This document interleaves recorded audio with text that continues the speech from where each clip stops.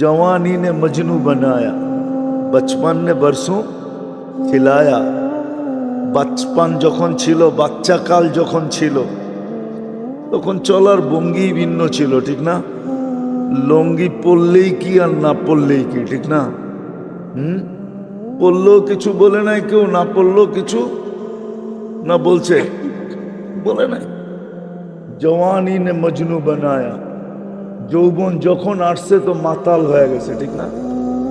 আজকাল দেখেন না, যুবক একা যখন চলে তখন এক স্টাইল, পায়ে যখন চলে তখন এক স্টাইল, মোটর সাইকেলে উঠলে আরেক স্টাইল, ঠিক না? আর যদি পিছে কেউ থাকে তাহলে তো কোনো কথাই নেই।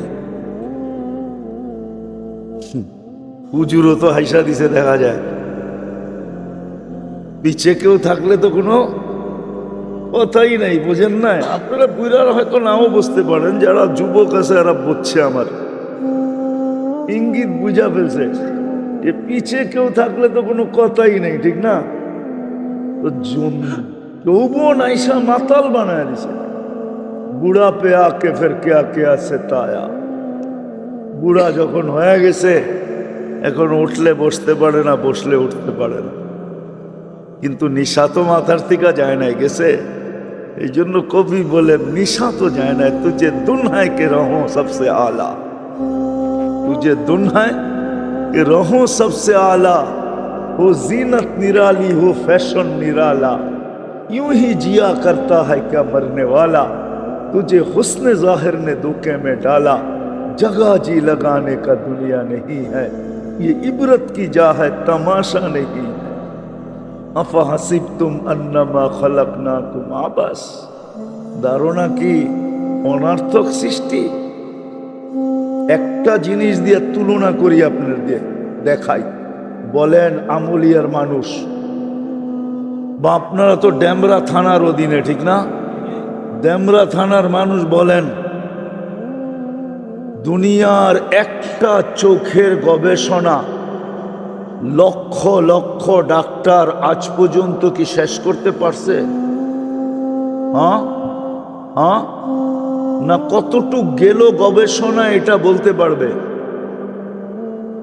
এখানে নাই কেউ সায়েন্সের পড়া, বলতে পারবে? দুনিয়ার লক্ষ লক্ষ ডাক্তার বলতে পারবে যে গবেষণায় কতটুকু গেল?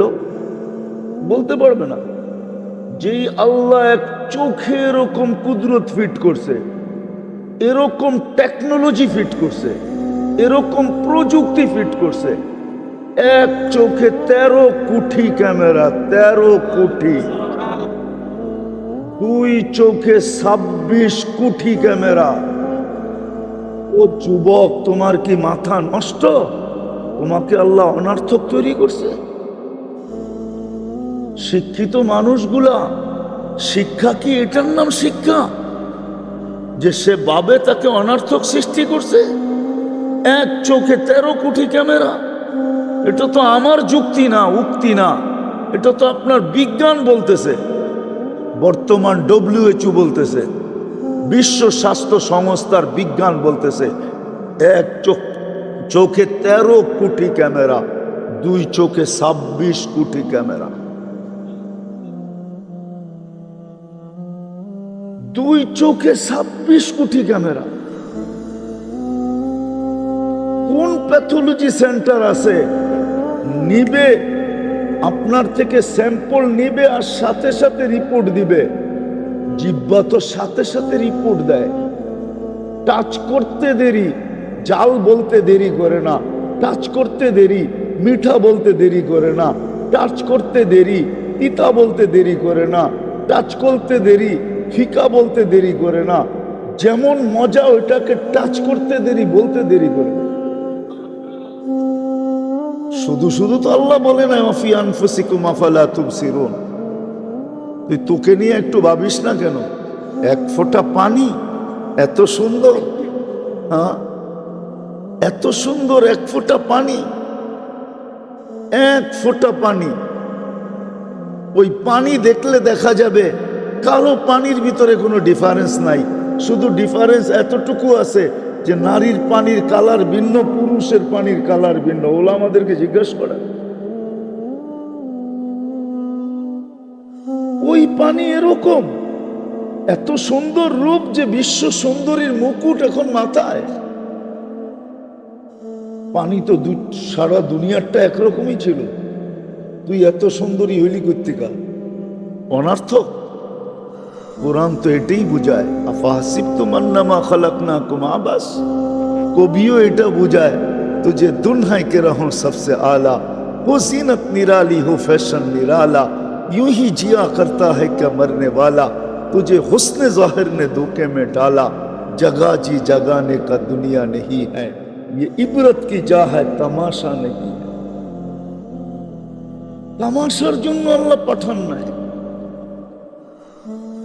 বাহ্যিক দেখা ধোকা খাইতেছি। এই জন্যই আমি কথা শুরু করলাম এটা, যে মানুষ সৃষ্টির ভিতরে সবচেয়ে বুদ্ধিমান প্রাণী বটে, কিন্তু আফসোস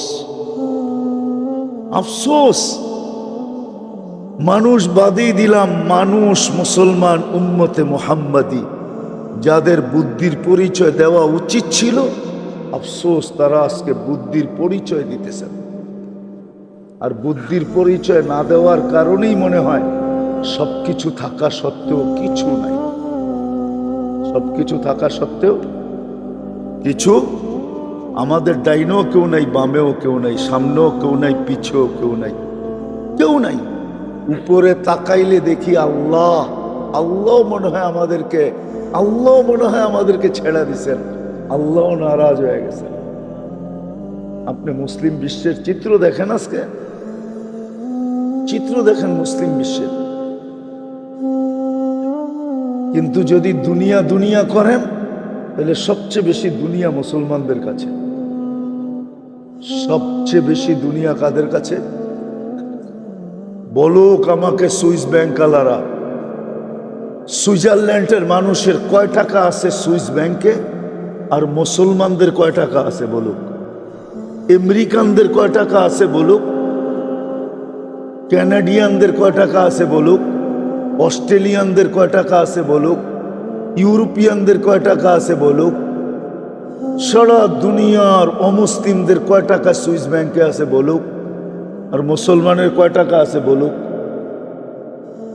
কার টাকা বেশি সুইস ব্যাংকে? আরে বলেন না, দুই একজন ব্যবসায়ী নাই এখানে? কার টাকা বেশি? দুনিয়ার সবচেয়ে বড় টাকা কাদের কাছে? দুনিয়ার সবচেয়ে বড় টাকা 4 দেশের কাছে। 1 নম্বর কুয়েত, দ্বিতীয় বাহরাইন, তৃতীয় ওমান, চতুর্থ ব্রুনাই। সবচেয়ে বড় টাকা এদের কাছে। এদের চেয়ে বড় কোনো টাকা দুনিয়াতে নেই। সব আছে, কিন্তু তারপরও মুসলমানের ডাইনেও কেউ নেই, বামেও কেউ নেই, সামনেও কেউ নেই, পিছেও কেউ নেই।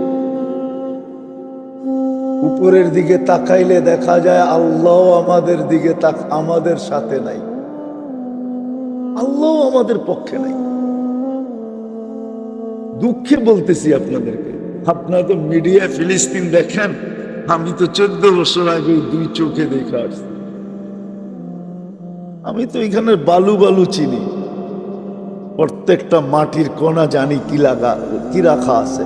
কোরআন বলতেছে বারাকনা হাওলা, প্রত্যেকটা মাটির কণার সাথে বরকত মিশ্রিত আছে। কয়জন নবী শুয়ে আছে আপনারা জানেন না, আমি জানি কয়জন নবী ওইখানে শুয়ে আছে। ইব্রাহিম আলাইহিস সালামের মতো নবী শুয়ে আছে, মুসা আলাইহিস সালামের মতো নবী শুয়ে আছে। সাহাবা তো বাদই দিলাম, আমি চিনি ফিলিস্তিন কি জিনিস। এই জন্য আমি বলতেছি, সারা দুনিয়ার মুসলমান আজকে যাদের কাছে সব আছে, তারপরও তাকাইলে দেখা যায় কিচ্ছু নাই। আপনারা আমার কথা মানবেন কি মানবেন না জানি না।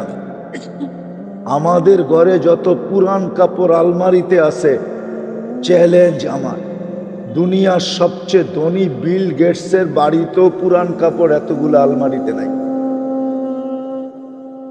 মানে আপনাকে বিশ্বাস হবে না। নাই নাই নাই। ওরা যদি পুরান কাপড় আলমারিতে রাখতো, তাহলে আপনি প্রতি বছর শীতের ভিতরে কাপড় ইম্পোর্ট করতেন কোত্থেকে? পুরান কাপড়ই তো বাংলাদেশে আসে, ঠিক না? কি ওরা যদি আলমারি তো রাখতো আপনি কোত্থেকে পাইতেন? পুরান কাপড় রাখার সিস্টেম ওদের নাই। ওরা দামি কাপড় পরে না। ওরা মুসলমানের মতো বোকা না। মুসলমান বুদ্ধি হারায় আজকে বোকা হয়ে গেছে। দামি কাপড় পরে না। ওদের প্রবাদ বাক্য হলো দামি কাপড় পরে গাদা। মাটি খাঁটি সোনা আদা, দামি কাপড় পরে গাদা। দামি কাপড় পরে না। আমরা না ব্র্যান্ডের পিছনে দৌড়াইতে থাকি। ওরা ব্র্যান্ড ব্র্যান্ড বোঝে না। আমরা বলি ব্র্যান্ডের, ওরা এত ব্র্যান্ডের লুবি না। ওদের কোনো মতো হইলেই সে কাপড়ই পরে না, আবার ব্র্যান্ড টোকাইব করতে কন। আরে বলেন না আমারে, যারা কাপড়ই পরে না ওরা আবার ব্র্যান্ড টোকাবে করতে ঠিক না? হ্যাঁ, বিকেনির আবার ব্র্যান্ড লাগে নাকি? হ্যাঁ কি? হ্যাঁ, হাফ প্যান্টের আবার ব্র্যান্ড লাগে নাকি? হ্যাঁ কি কন? আর একটা শব্দ বলি, বুঝবেন কিনা, আমাদের গ্রাম্য শব্দ আর কি। সেন্টু গঞ্জি চিনেন? হ্যাঁ, এই যে কাটাটা, এটার নাম ছিল কি? গ্রাম্য শব্দ আর কি, যদিও উচ্চাঙ্গের শব্দ না। এই গেঞ্জির আবার ব্র্যান্ড লাগে নাকি? ওরা তো এটি পরে, হ্যাঁ, কোন রকম একটা টি শার্ট হইলেই হয়েছে। আমাদের মতো ব্র্যান্ড টোকায় না। এই জন্যই তো আজকে মুসলমানের সব আছে, কিচ্ছু নাই। এখন ডাইনে তাকাইলে দেখা যায় কেউ নাই, বামে তাকাইলে দেখা যায় কেউ নাই, সামনে তাকাইলে দেখা যায় কেউ নাই, পিছে তাকাইলে দেখা যায় কেউ নাই। আর উপরে তো আল্লাহ আমাদেরকে মনে হয় নারাজি হয়ে গেছেন, আমাদেরকে ছেড়া দিছেন। যার কারণে মুসলমান 200 কোটি দুনিয়াতে, 70% সম্পদ দুনিয়ার মুসলমানের কাছে, 30% বাকি অমুসলিমদের কাছে। তারপরও মুসলমানদের অবস্থা ওই কারণেই যে আসলে মুসলমান বুদ্ধি তো দিছিলেন আল্লাহ বটে, বুদ্ধিমান তো বানাইছিলেন, যে মুসলমান বড় বুদ্ধিমান, উম্মতে মোহাম্মদী আরো বুদ্ধিমান। এর চেয়ে বেশি বুদ্ধি আল্লাহ কোন উম্মতকে দেন নাই। রাগ হয়ে গেলেন? বুঝলেন না? কোন উম্মতের যুগে প্লেন ছিল নাকি? প্লেন কোন উম্মতের যুগে? আরে বলেন না, মোহাম্মদী উম্মতের যুগে, ঠিক না? কম্পিউটার, অ্যান্ড্রয়েড সেট, উম্মতে মোহাম্মদীকে আল্লাহ সবচেয়ে বেশি বুদ্ধি দিছিলেন। কিন্তু আফসোস, কাজে লাগাইতে পারলাম না। বুদ্ধি দিছিলেন ক্ষণস্থায়ীর পিছনে লাগানোর জন্য না, বুদ্ধি দিছিলেন 2 কাজ করার জন্য, 2 কাজ করার জন্য। এই জন্যই এক হাদিসের একটা অংশ আছে, আম্মিরুহা ওয়ালা তুখাররিবুহা। দিছিলেন 2 কারণে, 2 কারণে বুদ্ধি দিছিলেন আমাদেরকে। সবচেয়ে বড় বুদ্ধি দিছিলেন 2 কারণে। আপনাদেরকে আমি একটা উদাহরণ দিয়ে বুঝাই, বুঝবেন কিনা জানি না। মাগরিবে তো এইখানে নামাজ পড়লাম, ঠিক না? মাগরিবে কিন্তু উচিত ছিল মসজিদে উপছে পড়া বীর হওয়া। উপছে পড়া বীর বোঝেন তো কি?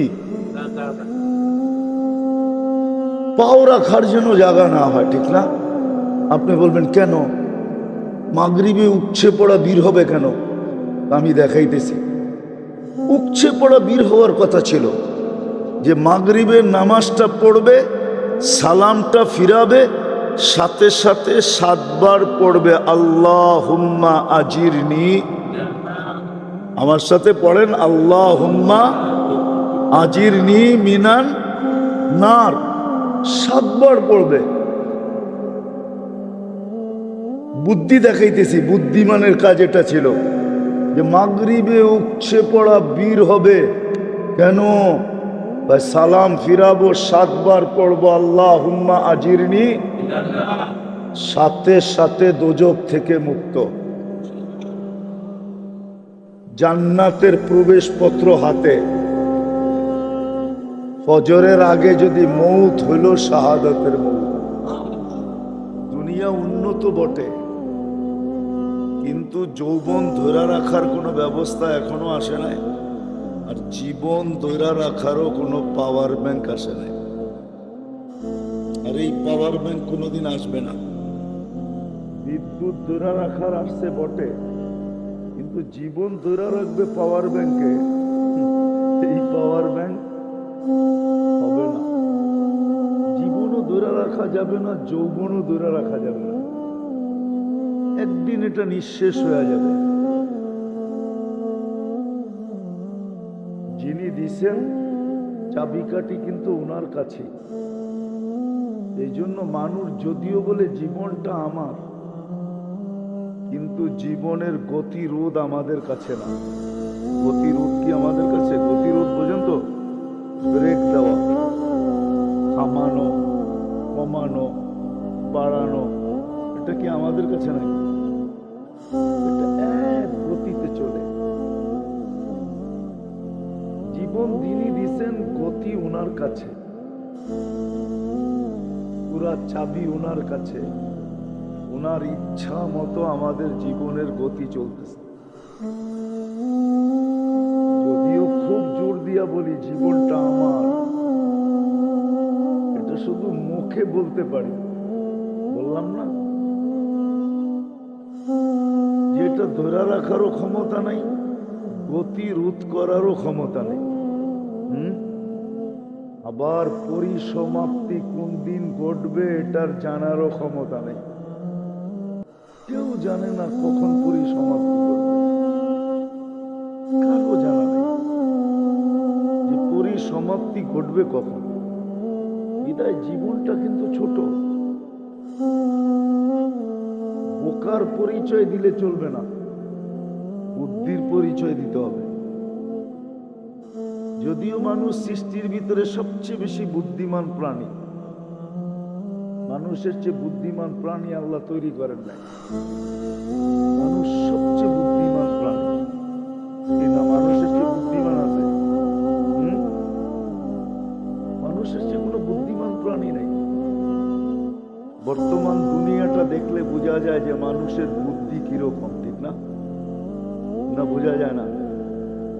যায় তো? মুঠোফোন দেখলে বোঝা যায়, ঠিক না? কম্পিউটার দেখলে বোঝা যায়, ঠিক না? উড়ন্ত প্লেন দেখলে বোঝা যায়, ঠিক না? আরো হাই হাই টেকনোলজি দেখলে বোঝা যায় যে মানুষের ব্রেন কিরকম, মানুষ কেমন বুদ্ধির অধিকারী। আর সত্য এটাই, মানুষের মতো বুদ্ধিমান প্রাণী আল্লাহ তৈরি করেন নাই। বলবেন ফেরেশতা কি আমাদের চেয়ে বুদ্ধিমান না? না, ফেরেশতা অতটুক জানে যতটুক আল্লাহ জানাইছেন। ফেরেশতার মেমোরি অনেক সীমিত, অনেক ছোট মেমোরি। যতটুক দিছেন আর চেয়ে বেশি জানে না। ফেরেশতারা বলেই দিছেন লা ইলমা লানা, আমাদের কোনো বিদ্যা সিদ্ধা নাই, ইল্লা মা আল্লামতানা, আপনি যতটুক জানাইছেন অতটুকুই আমরা জানি, আর বেশি জানি না। মানুষ সবচেয়ে বুদ্ধিমান প্রাণী, কিন্তু আফসোস এক জায়গায় লাগে। এত বড় বুদ্ধিমান প্রাণী, এত বড় বুদ্ধিমান, বুদ্ধির বিকাশ ঘটায় দুনিয়াকে তাক লাগায় দিচ্ছে। বুদ্ধির বিকাশ ঘটায় তাক লাগায় দিছে। এই যে এসি দেখেন না, কি জিনিস রাখা আছে এটার ভিতরে? এসির মেইন তো হলো কম্প্রেসার, ঠিক না? তাক লাগায় দিছে না দেয় নাই? সবাই তো একটা একটা কিনা বাড়িতে লাগায় দিছে, ঠিক না? মসজিদে, বাড়িতে, গাড়িতে, অফিসে, আদালতে। মানুষ সবচেয়ে বুদ্ধিমান প্রাণী, কিন্তু আফসোস এক জায়গায় লাগে যে বুদ্ধির পরিচয়টা কোন জায়গায় দেওয়া দরকার ছিল, কোন জায়গায় দিতেছে। এটাই হলো আফসোসের বিষয়, যে বুদ্ধির পরিচয়টা, বিশেষ করে মুসলমান যাকে আল্লাহ সদ ইচ্ছায় ইসলামের মুসলমানের ঘরে অস্তিত্ব দিয়েছে। আপনি আর আমি আল্লাহর পছন্দে আসছি ইসলাম মুসলমানের ঘরে। আপনি এটা কোরআন ছুঁয়া বলতে পারেন যে আল্লাহ আমাকে পছন্দ করছে। কে পছন্দ করছে? পছন্দের একটা মূল্য আছে, কিন্তু পছন্দের একটা মূল্য আছে না? সবার পছন্দ কি একরকম মূল্য নাকি? মনে হয় বুঝাইতে পারি না। সবার পছন্দ একরকম মূল্য? সবার পছন্দ একরকম মূল্য না। সবার পছন্দ একরকম মূল্য না। আল্লাহ আমাদেরকে পছন্দ করছে। আল্লাহর পছন্দের মূল্য কিরকম?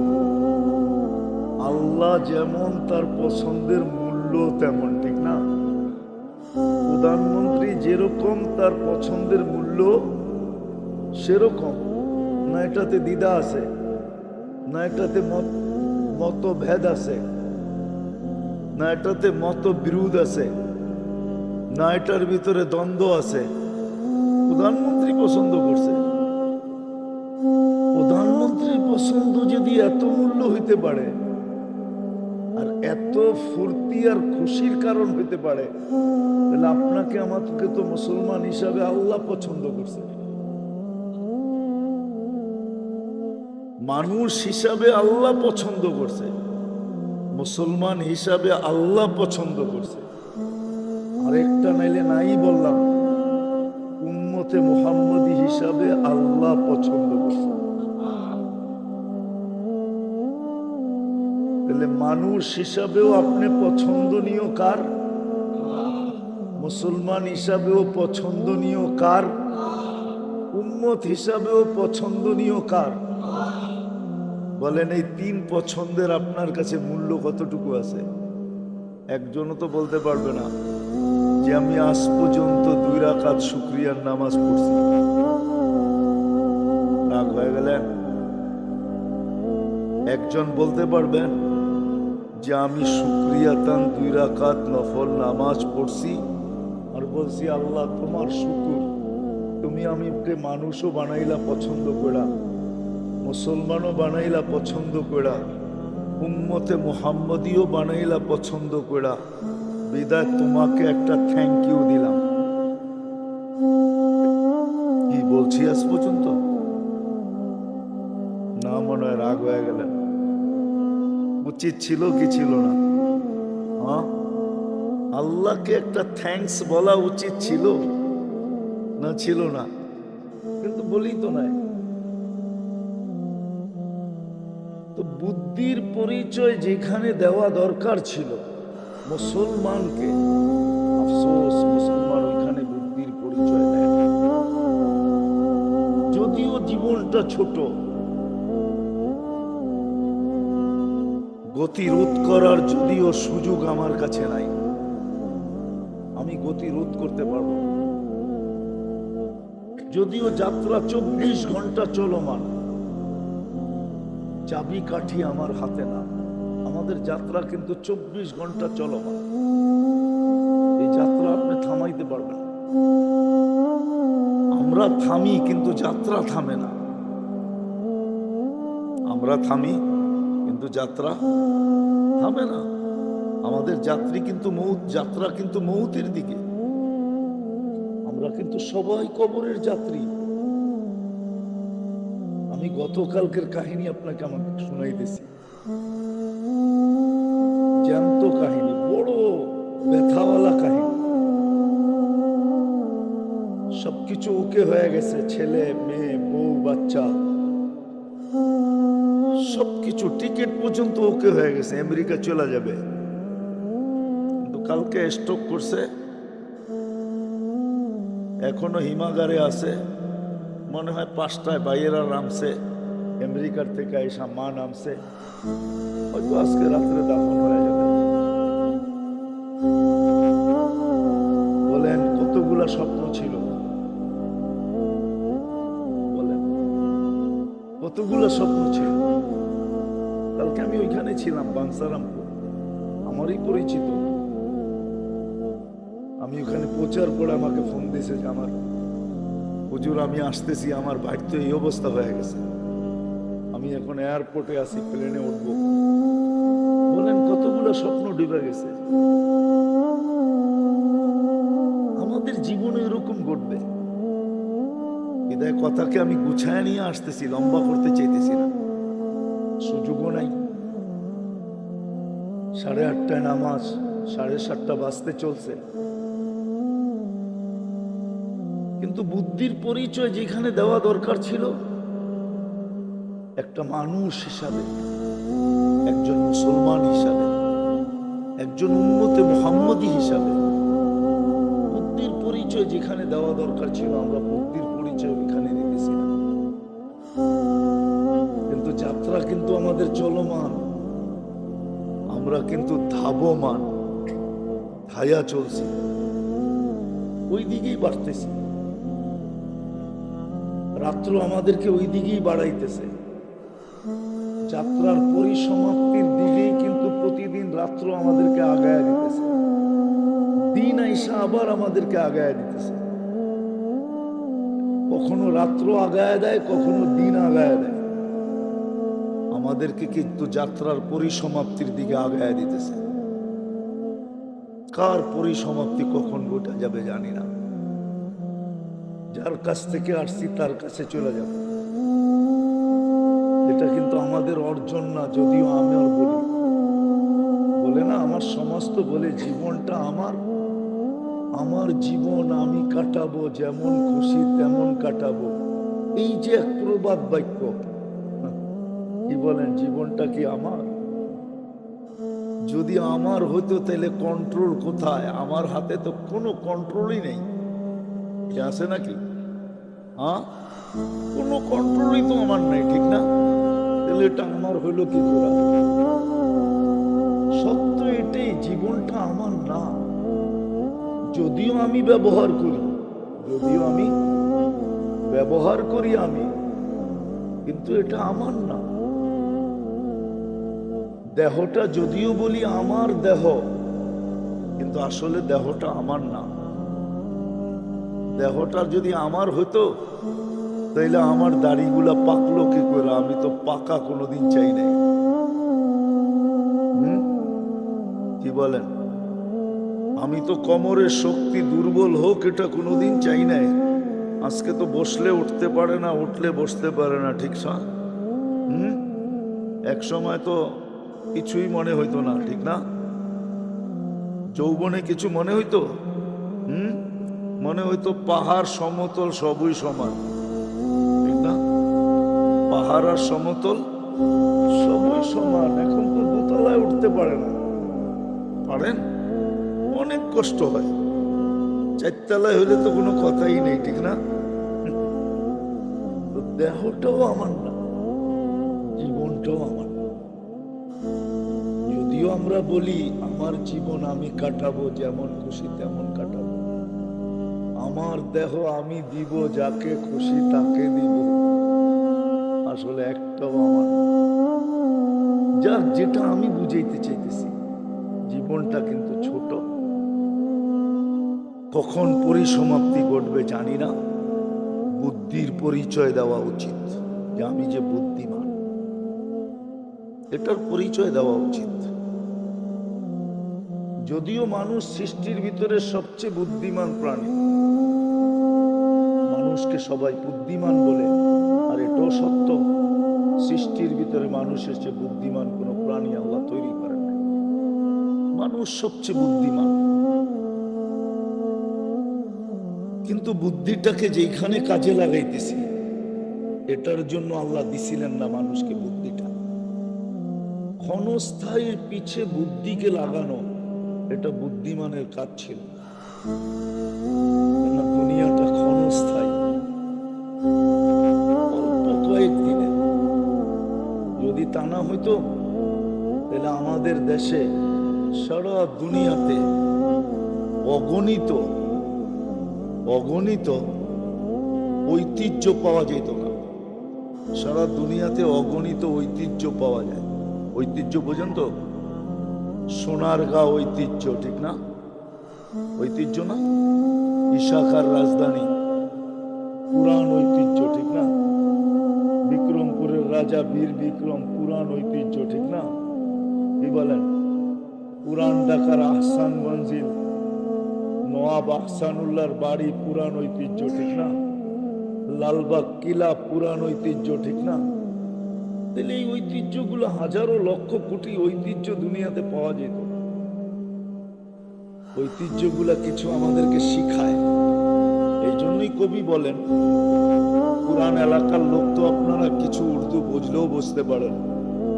এই জন্যই কবি বলে, মিলে খাক মে আহলে শাহ कैसे कैसे, জমি খা গই নওজোয়ান कैसे कैसे, আজল নে না ছোড়া কিসরা না দারা, মৌত আজ পর্যন্ত কাউকে ছাড়ে না আর কাউকে ছাড়বেও। अजल ने न छोड़ा किसरा न दारा, उसी से सिकंदर सा फाते भी दिहारा। सिकंदरेर मतो बादशाहকেও हार मानते হয়েছে, ঠিক না? पड़ा रह गया यही ठाठ सारा, শুধু ঐতিহ্য রাখা আছে। আকবরের মতো বাদশাহ এখন ভিক্ষা করে, মনে হয় বোঝেন নাই? আকবরের মতো বাদশাহ এখন, আপনি আকবরের মাজার দেখতে যান, ওর মাজার দেখতে হলে উপর থেকে নামতে হবে আপনাকে। দিল্লিতে রাখা আছে, উপর থেকে যখন নামবেন, মাজার দেখা যখন বাহির হবেন, তো আপনাকে হাত পাতবে একজন, 2 টাকা দিয়া যাও। যদি জিজ্ঞাসা করেন কেন, তো বলবে মোমবাতি জ্বালাবো বা আগরবাতি কিনবো, 2 টাকা দিয়া যাও। আসলে তো ভিক্ষা ও করে না, আকবরই করতেছে, ঠিক না? মোমবাতির জন্য এখন ভিক্ষা করতেছে, আগরবাতির জন্য ভিক্ষা করতেছে।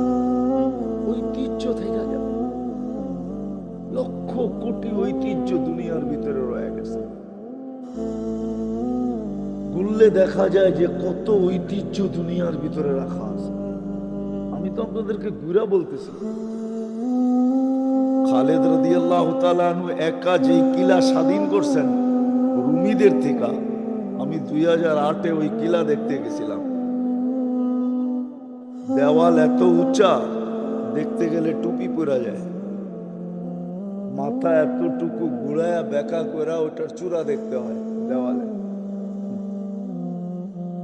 আমি পায়ে হাইটা পুরা দেখতে পারি নাই, পরে গাড়িতে বসতে হয়েছে। কিন্তু উনি একা স্বাধীন করছেন এটাকে। ঐতিহ্য এখনো রাখা আছে, আমাদের ঐতিহ্য থেকে যাবে, কিন্তু আমরা থাকবো না, এটাই সত্য। এরা তো যারাই আসছে মাগরিবের পরে আওয়াজ শুনে আসছে। কি বুদ্ধিমান হলে তো মাগরিবে উঠছে পড়া কি হতো, সব গাড়ি থেমে যেত, মসজিদের আগে পিছে সব গাড়ি আর গাড়ি, মানুষ ছুটে আসতো। কেন? 12 ঘন্টার বুদ্ধিমানের কাজ করতে চাই, ফজরের আগে মরলে যেন শাহাদতের মৌত, জাহান্নাম থেকে জান্নাতের প্রবেশপত্র। বলেন, এটা কি বুদ্ধিমানের কাজ ছিল না? হ্যাঁ, কিন্তু কয়জন বুদ্ধিমানের কাজ করছে? এরকম ফজরে উঠছে পড়া বীর হতো, ফজরে উঠছে পড়া বীর হইতো। কেন? ফজরের পরে আবার 7 বার যদি পড়ি, সূর্য ডুবার 1 সেকেন্ড আগেও যদি মারা যায়, 1 সেকেন্ড আগে, তো শাহাদাতের মৌত মিলবে, দোজখ থেকে মুক্তি মিলবে, জান্নাতে প্রবেশ অধিকার মিলবে। ফজরে উঠছে পড়া বীর হইতো।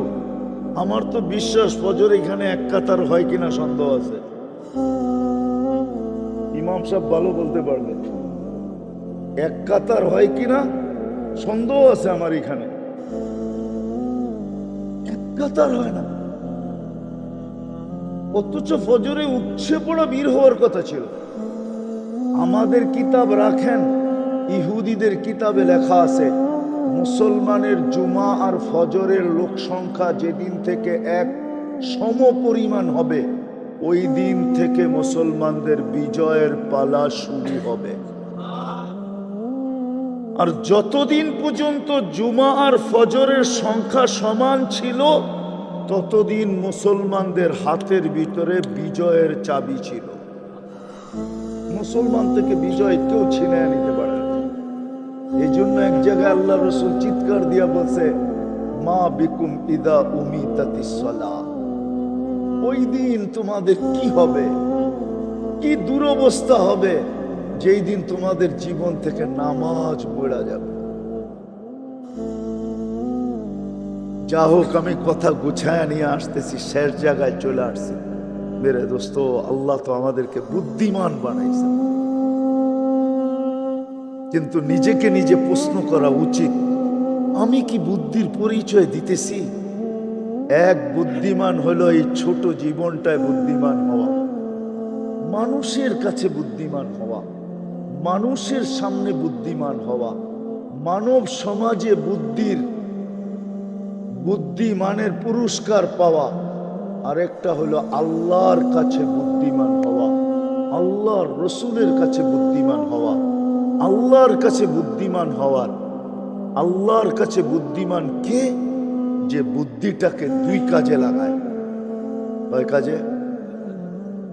যেটার ইঙ্গিত একটু আগে আমি হাদিসের ভিতরে বলছিলাম, আল্লাহ ইঙ্গিত দিছেন, আম্মিরুহা ওয়ালা তুখাররিবুহা।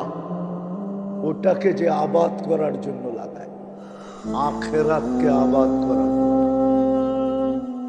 মেরে আজিজো, রাগ হয়েন না। দুনিয়ার মানুষ যতই ভালোবাসা দেখ না কেন, মরতে দেরি, বন্ধন ছিন্ন হতে দেরি হবে না। কবরে রাইখা আসবে, কবরে রাইখা আসবে, আর কখনো যে খবর নেবে